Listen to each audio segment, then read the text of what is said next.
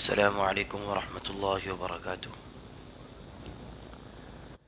الحمد لله رب العالمين والعاقبة للمتقين والصلاة والسلام على أشرف الأنبياء وسيد المرسلين.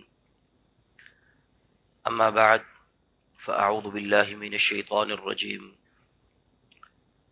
إنما المؤمنون الذين إذا ذكر الله وجلت قلوبهم وإذا تليت عليهم آياته زادتهم إيمانا وعلى ربهم يتوكلون. تمام تعریفات اللہ رب العزت کے لیے، درود و سلام رسول اکرم صلی اللہ علیہ وسلم کی ذات گرامی پر. درود و سلام کے بعد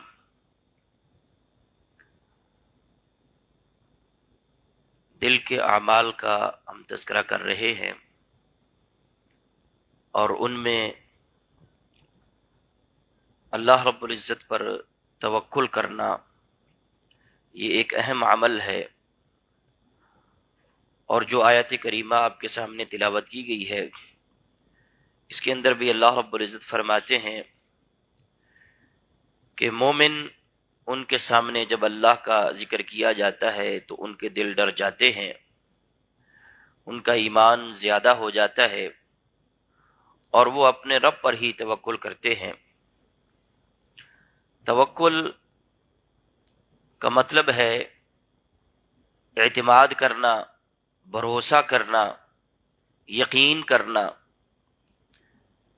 اللہ رب العزت کی باتوں پر اگر انسان کو یقین ہے تو یہ وہ توکل ہے جس کے ساتھ بندہ اپنے رب کی عبادت کرتا ہے.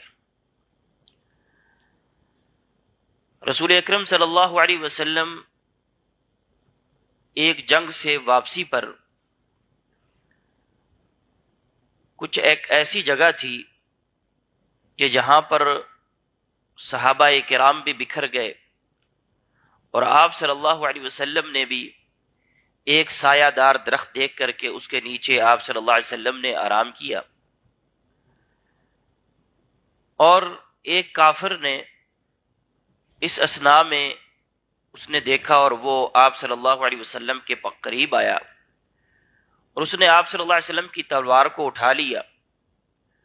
اور آپ صلی اللہ علیہ وسلم کو اتنے تک پتہ چل گیا تو وہ آپ صلی اللہ علیہ وسلم کو کہتا ہے کہ اب آپ کو مجھ سے کون بچائے گا؟ تو آپ صلی اللہ علیہ وسلم نے فرمایا اللہ، مجھے اس موقع پر اللہ ہی بچائے گا. اور اللہ رب العزت نے اس موقع پر ان کو بچایا.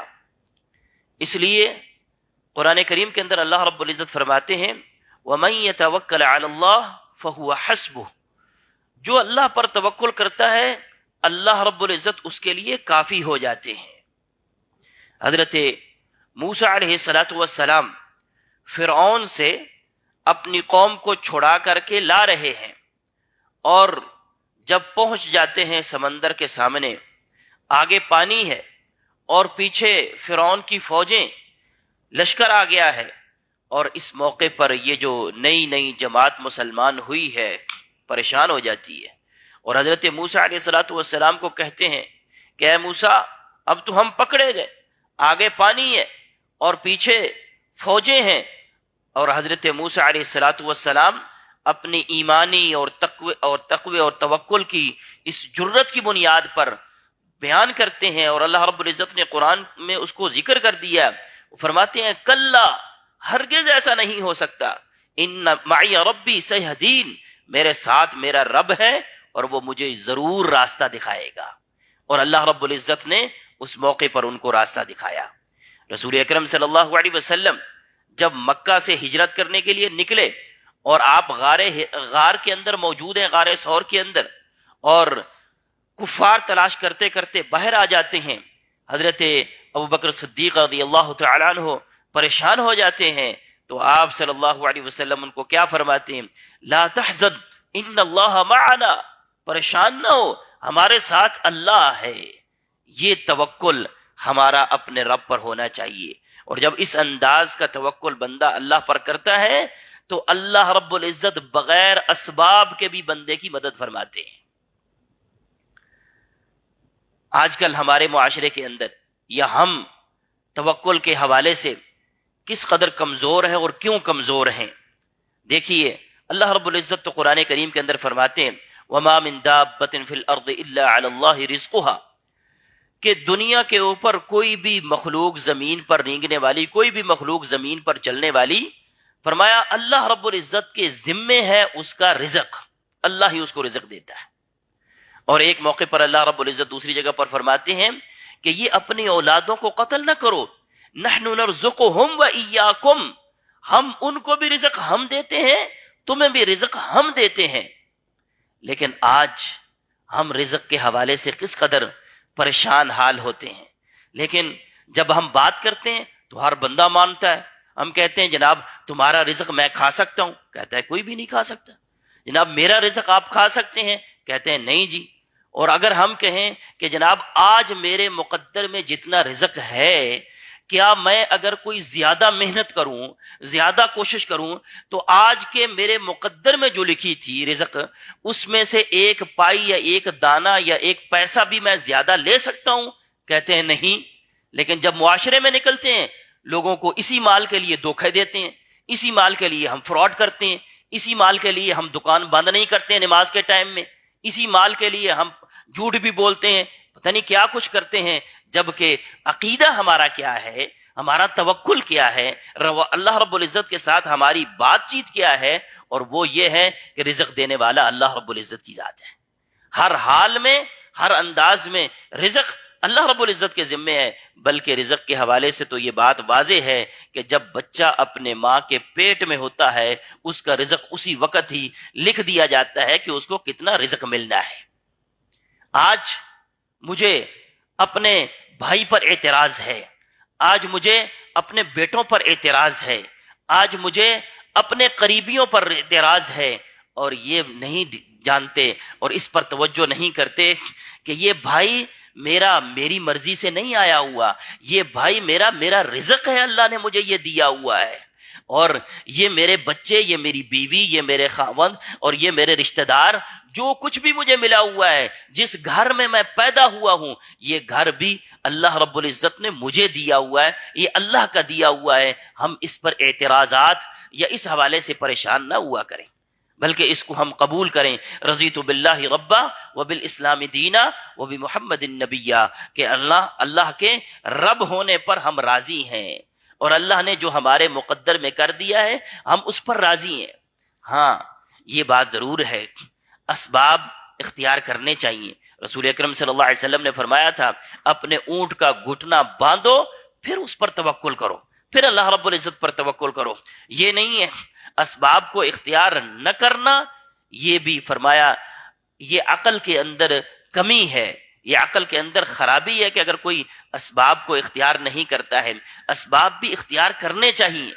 اللہ رب العزت قرآن کریم کے اندر اس دنیا کے بارے میں یہ اللہ رب العزت واضح فرمایا وَلَا تَنْسَ نَصِيبَكَ مِنَ الدُّنْيَا وَأَحْسِنْ كَمَا أَحْسَنَ اللَّهُ إِلَيْكَ، اور یہ اپنا دنیا میں سے اپنا حصہ جو ہے اس کو حاصل کرو. اور اللہ رب العزت نے اور بھی بہت ساری جگہوں پر فرمایا وَأَعِدُّوا لَهُم مَّا اسْتَطَعْتُم مِّن قُوَّةٍ، اپنی قوت اختیار کرو. یا ایھا الذین آمنوا خذوا حذرکم، اے ایمان والو اپنی احتیاطات جو ہیں اپنی تدابیر اس کو اختیار کرو. لہذا اسباب کو اختیار کرنا چاہیے، لیکن اسباب کو کلی سمجھنا، اسباب پر اعتماد کرنا اور یہ کہنا کہ اسباب نے ہی سب کچھ کرنا ہے، یہ درست نہیں ہے. اسباب کے باوجود بھی بعض دفعہ اللہ رب العزت وہ نتیجہ نہیں لاتے ہیں، اور اسباب جس سبب کو اللہ چاہتے ہیں اللہ رب العزت اس سبب کو کاریگر فرما دیتے ہیں، اس کے اندر اثر پیدا کر دیتے ہیں. بعض دفعہ ایک ہی بیماری ہے اور ایک ہی دوائی ہے، دو مختلف آدمیوں نے کھائی ہے، ایک کو شفا ہو جاتی ہے دوسرے کو نہیں ہوتی ہے. یہ اللہ رب العزت جس کے اندر شفا رکھنا چاہے اور جس کے اندر شفا نہ رکھنا چاہے یہ اللہ ہی رکھتے ہیں، اور اللہ پر ہی ہمارا اعتماد اور ہمارا بھروسہ اور ہمارا توکل اللہ ہی پر ہونا چاہیے کہ اللہ رب العزت اسباب اس نے اختیار کرنے کا ہمیں کہا ہے کہ ہم دنیا حاصل کرنے کے لیے، مختلف اپنے مقاصد حاصل کرنے کے لیے ان اسباب کو اختیار کریں، لیکن ہمارا یہ یقین ہو کہ بغیر اسباب کے بھی اگر دینے والا ہے تو وہ اللہ رب العزت کی ذات ہے. اللہ بغیر اسباب کے بھی بندے کو دیتا ہے. اور اسی طریقے سے جو لوگ اللہ رب العزت پر یہ توکل کی عبادت کرتے ہیں. توکل اللہ رب العزت پر بھروسہ، یقین جس کو ہم کہتے ہیں، ہمیں یقین ہونا چاہیے. حضرت عبداللہ بن مسعود رضی اللہ تعالیٰ عنہ نے یہی بات کہی تھی کہ الایمان الیقین کلہ، ایمان یہ سارے کا سارا یقین ہے. یقین کا نام ہی ایمان ہے. اللہ پر ہمارا یقین کس قدر ہے یہ ہمارے ایمان کا حصہ ہے. تو رسول اکرم صلی اللہ علیہ وسلم نے فرمایا تھا کہ کل قیامت والے دن 70,000 لوگ ایسے ہوں گے جو بغیر حساب کتاب کے جنت میں چلے جائیں گے. اور ان بغیر 70,000 میں سے 70,000 کی جو صفات بیان فرمائی ہیں، بہت ساری صفات ہیں، اور ان میں ایک صفت جو سب سے بڑی بیان کی ہے، وَعَلَىٰ رَبِّهِمْ يَتَوَكَّلُونَ، وہ اللہ رب العزت پر توکل کرتے ہیں، اللہ پر ہی بھروسہ کرتے ہیں. اور رسول اکرم صلی اللہ علیہ وسلم نے فرمایا لو توکلون علی اللہ حق توکلی، اگر تم اللہ رب العزت پر توکل کرو جیسے اللہ پر توکل کرنے کا حق ہے، لرزقکم کما یرزق الطیر، اللہ تمہیں ایسے رزق عطا فرمائے گا جیسے پرندوں کو عطا کرتا ہے. تغدو خماسا وتروح بطانا، صبح سویرے خالی پیٹ نکلتے ہیں اور شام کو پیٹ بھر کر کے ہی آتے ہیں. لہذا ہمیں جس چیز کی فکر کرنی ہے وہ یہ دنیا نہیں ہے، یہ مال و متاع نہیں ہے، یہ دنیا کی پریشانیاں نہیں. ہمیں جس چیز کی فکر کرنی ہے وہ ہماری آخرت ہے. ہمیں اپنے ایمان کی فکر کرنی ہے. ہم نے اپنا ایمان کیسے بنانا ہے، رب العالمین کے ساتھ اپنا تعلق کیسے بنانا ہے، ان مسجدوں کے ساتھ، قرآن کے ساتھ، نماز کے ساتھ، ان چیزوں کے ساتھ ہمارا تعلق کیسا ہونا چاہیے. ہمیں اپنی آخرت کی فکر ہونی چاہیے. یہ دنیا کی اور اس کے رزق کی ذمہ داری یہ اللہ رب العزت نے لے رکھی ہے، اور ہمیں اپنے رب پر اس حوالے سے یقین ہونا چاہیے. اللہ رب العزت سے دعا ہے کہ اللہ ہمیں عمل کی توفیق عطا فرمائے. وآخر دعوایا ان الحمد للہ رب العالمین.